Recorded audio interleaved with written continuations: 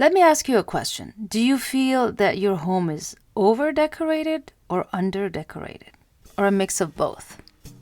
Welcome to GA Atelier, the podcast where intentional interior design meets mindful living. I'm your host, Jihan Askar, and I'm here with you on this journey to transform our living spaces into sanctuaries that reflect our unique story, personality, style, and lifestyle, while elevating our everyday life at home.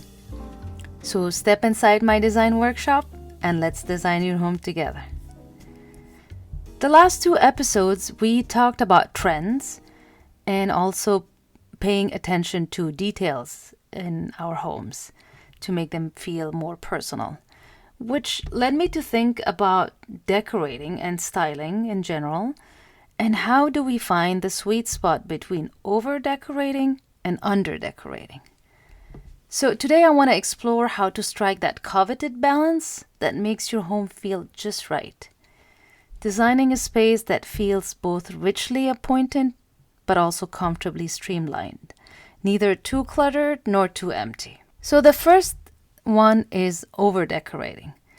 It's understandable that we want to decorate every nook and cranny, every shelf, every surface, and it might feel like this approach gives the space character.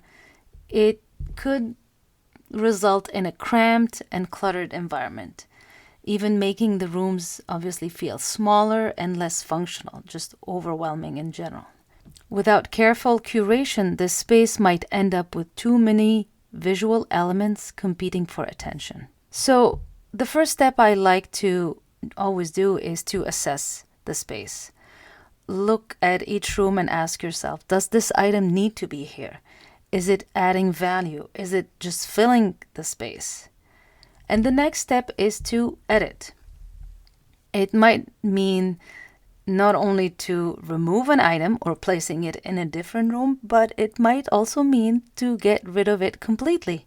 I know it's hard, but the clarity and openness you gain when your space is clear, it will be really worth it. The space will feel calmer, cozier, and more inviting.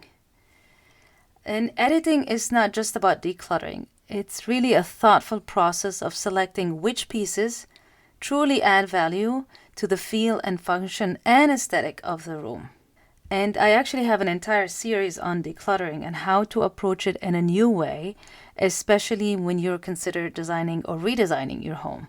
You can check those episodes. I believe there are 4 of them in the podcast. And after editing and curating, the other thing to consider is to practice restraint, especially when you start to style or really get into the decorating. And to remember to embrace the negative space.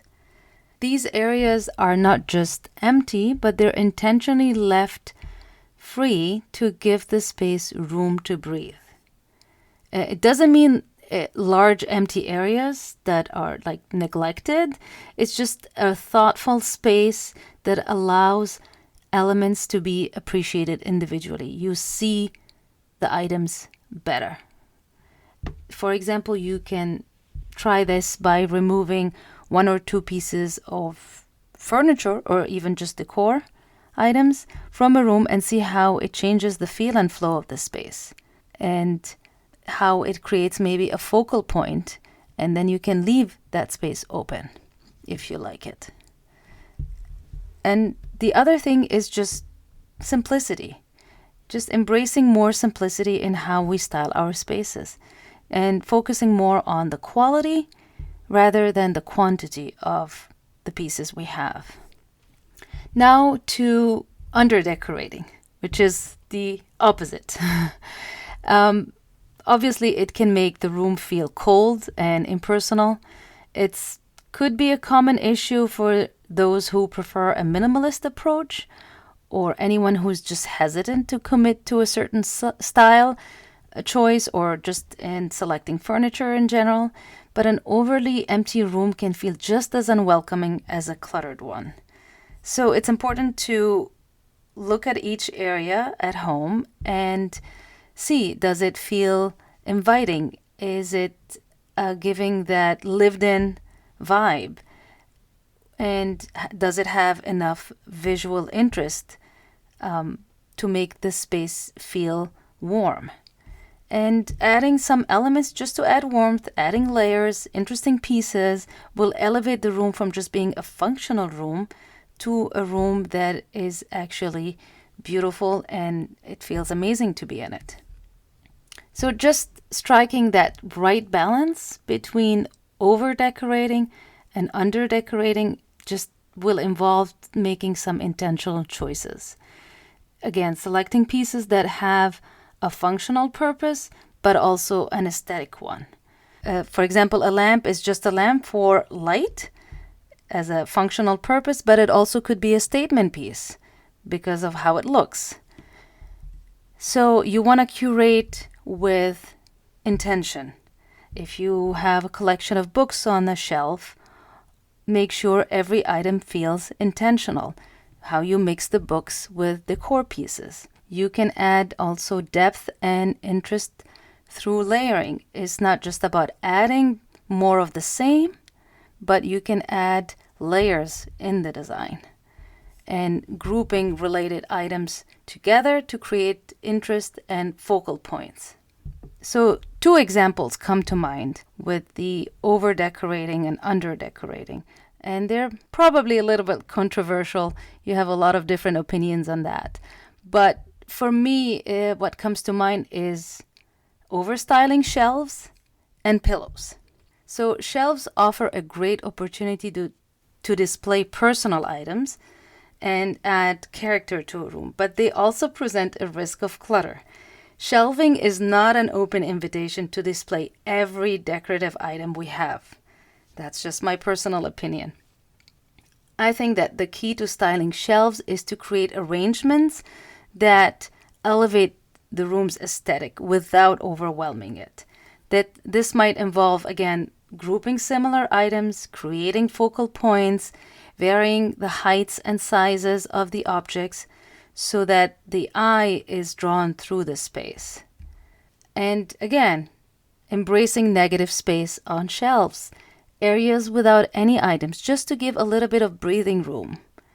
You not only your shelving will look organized, but will also allow each item to stand out more significantly. The other one is pillows.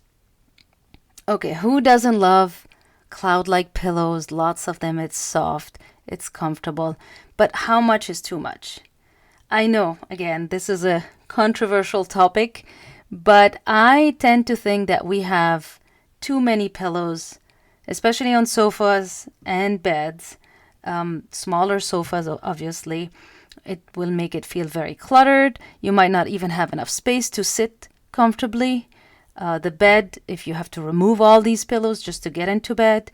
So I would stick to just a few well-chosen pillows that complement rather than dominate the furniture. And this allows each pillow to make its own statement. You really see the color, the pattern, the texture of each pillow. And you can always swap pillows depending on the season or the mood, for example. That way you don't just have to put them all together. And whenever you change your mind, you can just swap them out. So whether you're drawn to minimalism or a more maximalist approach, the key is balance. I think being intentional about the choices is really important here. So take a look around your home, see how you feel, and just find the right balance for you to enjoy your space. Thank you for joining my atelier. And if you like this episode, please consider giving the podcast a star rating and writing a review. It will help a lot. See you in the next episode.